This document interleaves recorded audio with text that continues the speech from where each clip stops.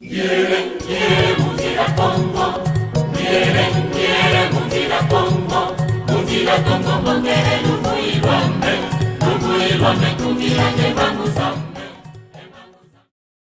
sont venus attester l'empreinte de Martin Lukusa dans l'univers de l'Onatra à Matadi. Se rassurer que ce qu'il avait donné comme information est vrai et si les données ont évolué ou elles restent immuables. Et il nous a expliqué la genèse de la situation. L'opération d'inspection entamée par les députés nationaux s'est poursuivie dans la ville portuaire, chef-lieu de la province du Congo central. Parce que notre souci est que ces ports ne soient pas vendus. C'est un patrimoine national et aussi lié à la souveraineté nationale. Et donc, on ne peut pas les vendre au profit des particuliers, des individus qui ne visent que leur intérêt ou l'intérêt national et de la population. Après l'inspection du port de Kinshasa, la commission des infrastructures de l'Assemblée nationale est venue s'assurer du bon fonctionnement de l'Office national de transport dans la ville rocheuse. Le gouvernement peut faciliter la tâche à l'ONATRA en lui donnant des moyens qu'il faut de son fonctionnement pour que ce qu'ils ont amorcé comme projet, ça se réalise. D'abord une séance de travail pour jeter les jalons de cette visite, combien essentielle pour la vie de la compagnie, et ensuite la tournée complète du port de Matadi.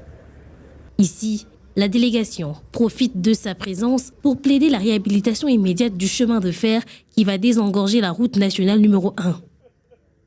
Et du côté du chemin de fer, que là aussi qu'il puisse soutenir l'ONATRA, d'autant plus que ça contribuerait même à éliminer ou à diminuer l'embouteillage dans la ville portuaire de Matadi.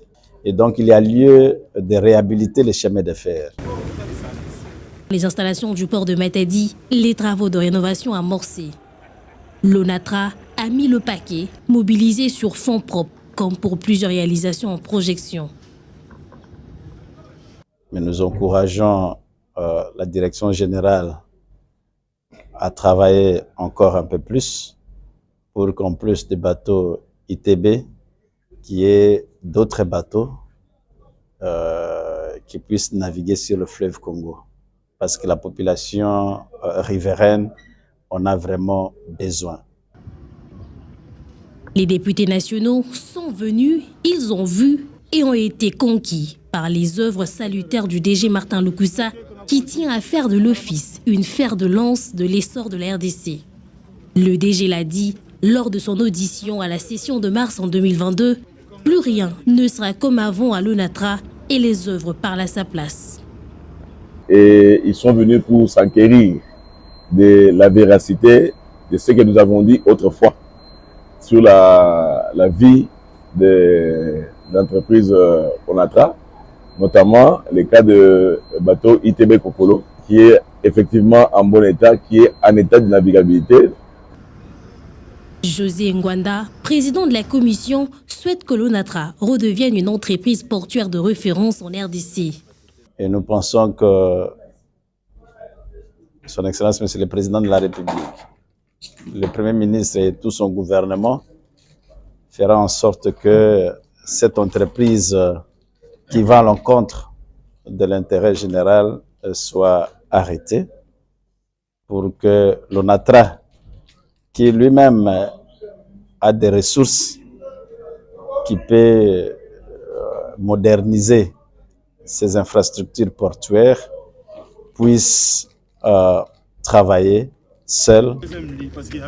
Les élus ont été mis au courant des projets qui sont en cours de réalisation et de ceux qui le seront à l'avenir. Après avoir pris connaissance de la marche du travail au port de Kinshasa et Matadi, ils souhaitent la prise en charge de ces opérations par l'État pour aider à la réactivation du mouvement de l'ONATRA.